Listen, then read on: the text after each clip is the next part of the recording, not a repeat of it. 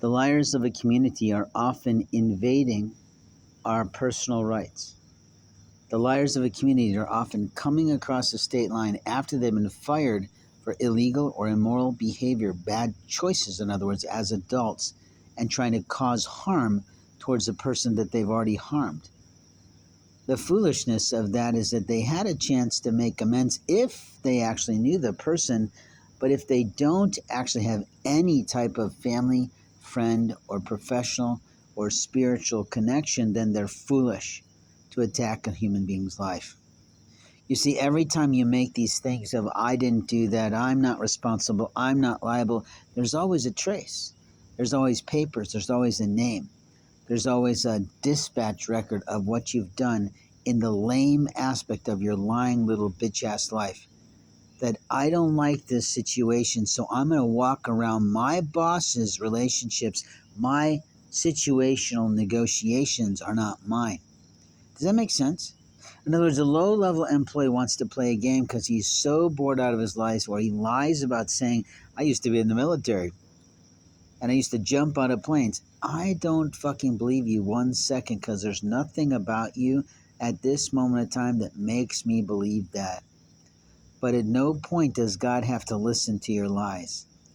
Now, openly, what we're talking about are the people who like to invade someone's personal space, get involved in their intimate relationships, and they don't think 1 second about the consequences of the fact that that stuff is none of their business. It's also not their job description.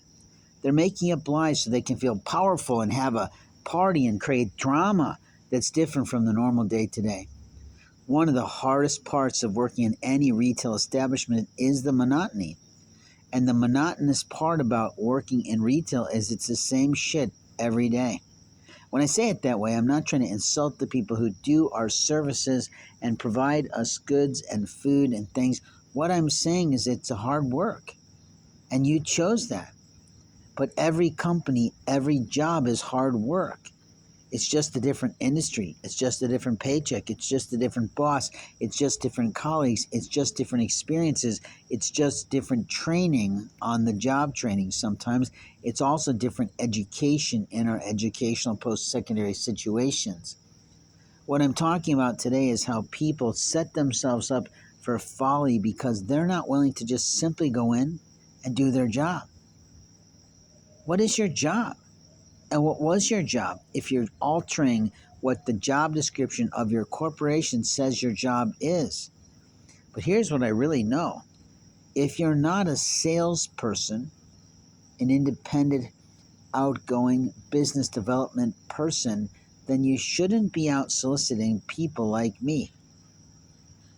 And if you're not involved with the development of your company, the selection of its products, and the interaction with vendors, then you shouldn't be pissing all over me for trying to salvage things that just timed out.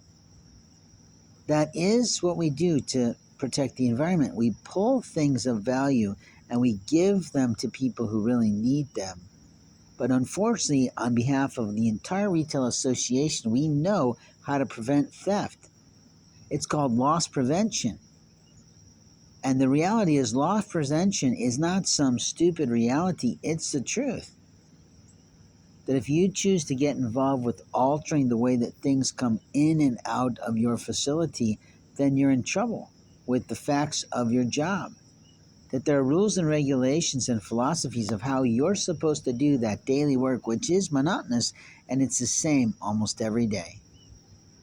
A customer comes in, they look through the products and the vended opportunities from those vendors, and they choose what's right for them, their friends, their family, their business colleagues, whatever the reason is that they came in to buy from you. And if it's about food, well, everybody needs to eat. So then the question is, should I create a loyal customer who comes every day, almost 3 times a day for meals? Duh. Or should I piss on somebody who does that and make sure they don't come, and I discriminate against that because I'm a black person and they're a white person and I don't want to do that, and they make me feel uncomfortable because they're so intelligent or they're so dumb. And my point to you is at no time does it say in the fine print of your job description that you have the right to choose who's going to come and give your company money.